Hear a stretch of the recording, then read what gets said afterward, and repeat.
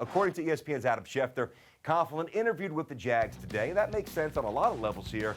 I think, number one, if Coughlan gets the job, first of all, I'm a Coughlan fan. He immediately changes the franchise's perception the moment he walks back in the building. That's been really, just a rudderless boat just kind of bouncing from waves in the ocean. Loss after loss. Gus Bradley, good God, that's the complete antithesis. You have Gus Bradley's resume, then you have that resume. So obviously, Tom Coughlan also brings a very different type of equity to the job. That's because he's already succeeded down in Jacksonville. Remember those great teams led by Mark Brunell and Jimmy Smith and McCardell and Freddie Taylor, Tony Baselli, the great offensive tackle before he hurt his shoulder. Coughlan coached them all, and he really almost led them to a few Super Bowls. They were in the mix for a couple of years. They were a borderline elite team.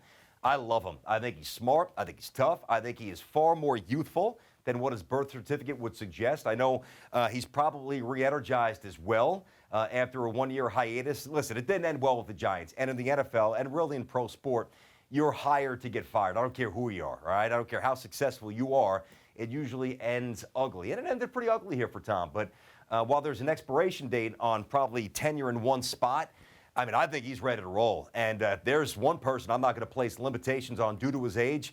It's that guy that we just referenced on screen. Energy, passion for coaching, almost unrivaled. And as I said, with a year off to recharge the batteries, I think he's even fresher than he was at the end of his Giants run. So I don't know if Blake Bortles is salvageable, but if I'm Shad Khan, this is my guy for a multitude of reasons. Tom Coughlan is a winner. He would change that team around maybe overnight.